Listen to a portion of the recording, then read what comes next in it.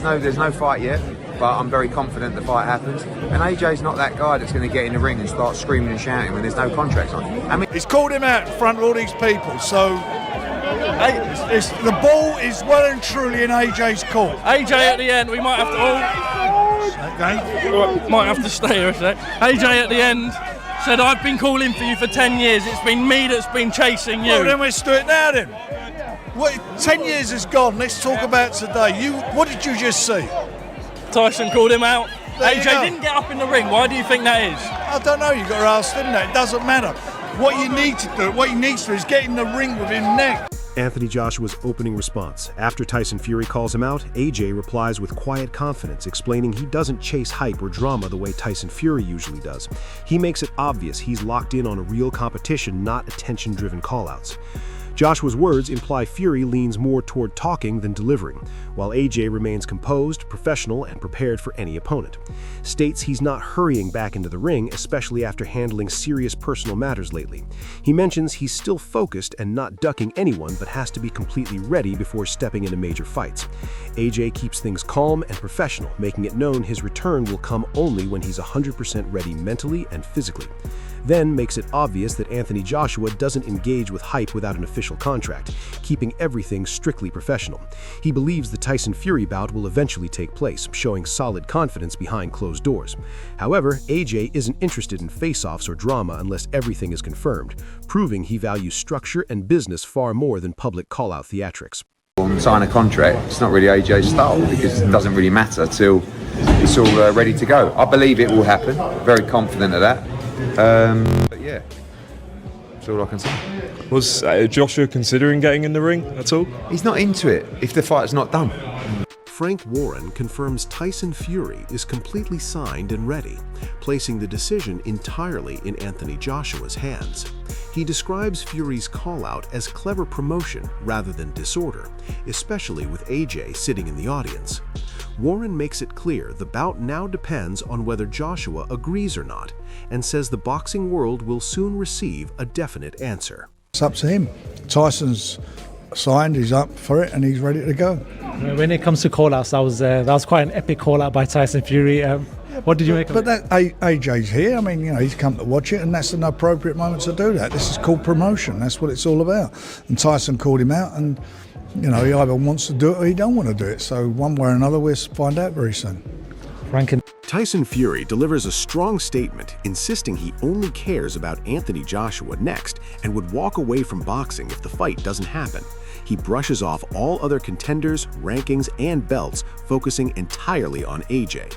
Fury calls it the biggest fight in British boxing, showing how fixated he is on finally settling this long-awaited rivalry. Sure, next. I'm not interested in boxing.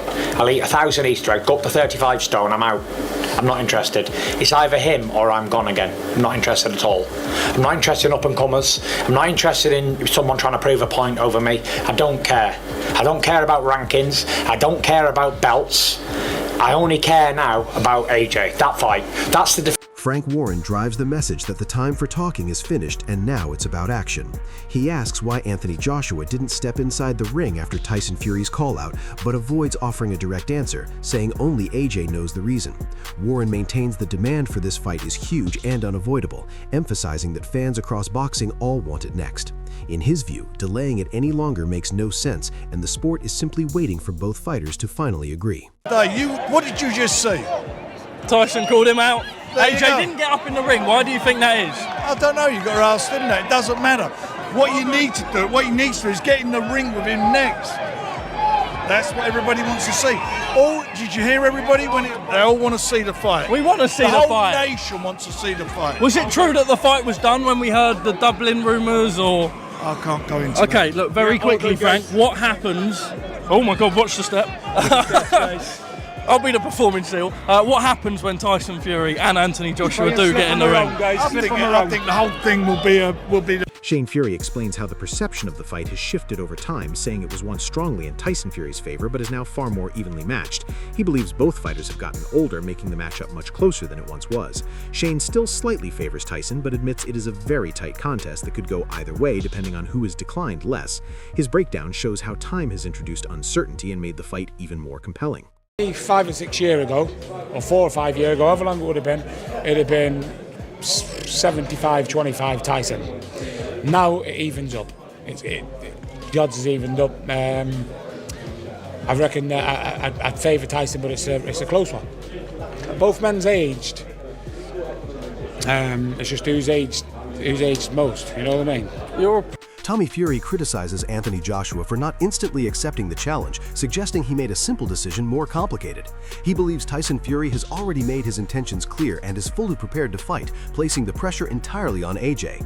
Tommy feels there was no reason for hesitation or prolonged discussions and that the fight should already be finalized. In his view, the delay only creates unnecessary frustration, while Tyson remains ready and waiting for the final confirmation. I feel like all AJ had to say was, I accept. But he was going around the houses like too much. And, I don't know, it just didn't really make sense. Literally, all he had to say was, I accept, I'll see you soon. But I don't know, Tyson put the ball in his court, so it's all on his terms. Now Tyson's ready to go. Carl Froch delivers a strong and opinionated breakdown, suggesting that the only fighter who seems hesitant in the matchup is Anthony Joshua. He believes the fight between Tyson Fury and Joshua is inevitable and praises Fury for staying active and sharp in recent performances. Froch emphasizes that such a huge showdown deserves face-to-face confrontation and real tension to build excitement. He makes it clear that Fury has already proven himself in the build-up, and now it is time for Joshua to step up and confirm the fight fans have been waiting for. The person that don't want that fight, or sounded like they didn't want the fight, was Anthony Joshua. Talking about not stealing this thunder or whatever. I think the fight's going to happen. I think the fight is happening, and we're all looking forward to it. But Tyson Fury deserves respect, deserves credit, and yeah, we've got to acknowledge that he's just had a solid 12 rounds against a game opponent, and he got some good work in there, and that will set him up for the Anthony Joshua fight. And I'd like to see these two come together a little bit and just be face to face, up close and personal. Derek Chisora brings raw emotion and blunt honesty, strongly backing Tyson Fury while brushing aside any doubt about the result. He criticizes the lack of excitement in recent boxing moments and questions why Anthony Joshua is even being called out if he is not completely ready. Chisora confidently claims Joshua would be outclassed in the matchup, adding that Fury is operating on another level. His comments reflect the heated rivalry atmosphere, fueling controversy and increasing pressure on Joshua to answer the call inside the ring. Nobody sat the fuck down. Everybody was buzzing. This fight, we fucking fell asleep. He cannot give us any. I don't even know why he's calling out AJ. AJ will fucking smoke him. He needs to relax when I call shout out. That fight was shit. Eddie Hearn comes out strongly, defending Anthony Joshua, making it clear that Tyson Fury has always controlled terms, and that's one of the reasons the fight has never taken place before. He insists Joshua is not dodging anyone, but simply waiting for the agreement to be fully completed before committing publicly. Hearn dismisses the scared narrative entirely, questioning what there is to fear in a fight like this. He also points out that even Fury's own supporters feel the momentum shifting, suggesting the pressure is now rising on both camps to finally make the showdown official. AJ called him the landlord in there. Is he just sick of the years of back and forth at this point? Because he wants to call the shots, Fury. He always has done. And that's why the fight never happened. So AJ's just saying, look, you need me, you're calling me, and you'll get me. Yeah, the fight, very confident the fight will happen. But at the moment, nothing signed. Fury said AJ's terrified. Obviously, you don't agree, but yeah, what do you make of that? Terrified of what? That tonight? Yeah. You think you'd be terrified of that? Come on. Even Fury fans, as I was walking out tonight, not the same energy. They know. Anthony Joshua shuts down any doubt about his intentions, stating clearly that he is not avoiding anyone and remains fully committed to major fights. He explains that personal matters are currently being handled, but once he is 100%, he will be ready for anyone, including Tyson Fury. Joshua confidently reminds everyone of his dominance and experience at the highest level, even referencing past moments where he claims he hurt Fury. His message is direct and powerful, reinforcing that when the fight happens, he believes he has what it takes to win. It's an insider perspective, suggesting that the fight was expected to be at least teased or partially agreed upon during recent events. He hints that discussions have been ongoing for a long time, but uncertainty still surrounds the final signing. Callum Smith notes a key difference between the two camps, implying that Tyson Fury may have already committed, while Anthony Joshua's position remains less clear.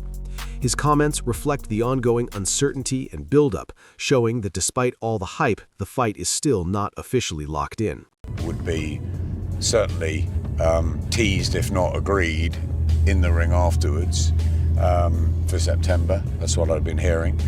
But yeah, we heard in the press conference Tyson Fury signed, and maybe AJ has. Sugar Hill Stewart and Joseph Parker offer a balanced take, acknowledging the long history of talks surrounding the fight while stressing respect for Anthony Joshua's personal journey.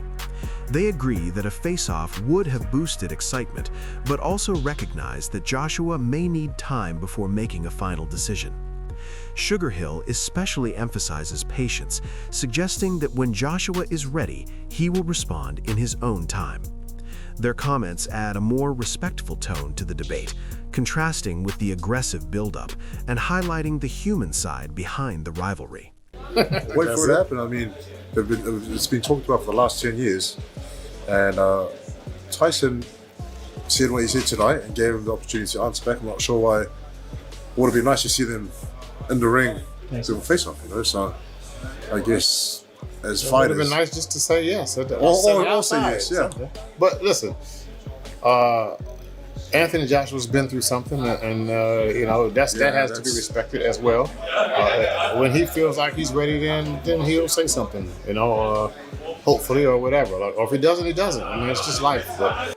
Spencer Brown delivers a confident prediction that the long-awaited Tyson Fury versus Anthony Joshua fight negotiations are already moving forward, even if official confirmation is still uncertain. Brown hints at major backing and commercial power, mentioning that a global platform like Netflix is expected to be involved, which would elevate the fight to an unprecedented level. While some details remain undisclosed, he maintains strong confidence that the deal is progressing and that the biggest heavyweight clash in British boxing is closer than ever to being finalized. Because I know the fight will happen. Definitely, this year. Yeah, you know, we're just baking the cake. It's going to happen. Turkey. You know what Tyson said? He just told you. But Turkey suggested that it was going to be announced tonight, so is there a deal in place? Oh, that's Turkey's business, isn't it? Not mine. But yeah, there's a lot I know, a lot I can't divulge, but I'm just going to say that this fight is going to happen. And the man behind it is Turkey Al-Sheikh, and the company behind it will be... Andy Lee describes the potential showdown as a huge event for boxing fans worldwide, emphasizing that even though the rivalry has been delayed for years, its impact would still be enormous. He acknowledges that the fight may have passed its absolute prime timing, but argues that star power alone ensures it remains a historic attraction. Lee compares it to major global boxing spectacles, suggesting that fans will still emotionally invest regardless of timing. He highlights both fighters as elite-level competitors, stating that the event would be defined not just by hype, but by the quality and legacy of two great heavyweights finally colliding. Great fight for boxing and for fans. I don't think even man really needs it now. But it's been so long going on. Is it past sell-by date? Probably, but still, it's going to be the biggest. Look how big any Mike Tyson event is, even though how old it, I mean, so people are going to get behind it. And it will be a fight for the ages in terms of an event and in terms of the two guys fighting each other. They're both great fighters. Spencer Brown analyzes the stylistic matchup between Tyson Fury and Anthony Joshua, emphasizing how their physical and technical differences would shape a completely unique heavyweight battle. He argues that while Anthony Joshua carries serious knockout power, Tyson Fury's movement and ring intelligence make him more difficult to hit cleanly. Brown also suggests that Fury views the matchup as evenly balanced, reinforcing the idea that it would be a true 50-50 fight. However, he slightly leans toward Fury's ability to control the physical confrontation, predicting that experience, adaptability, and ring IQ On a race for it, and I love a good fight, and a good fight it was.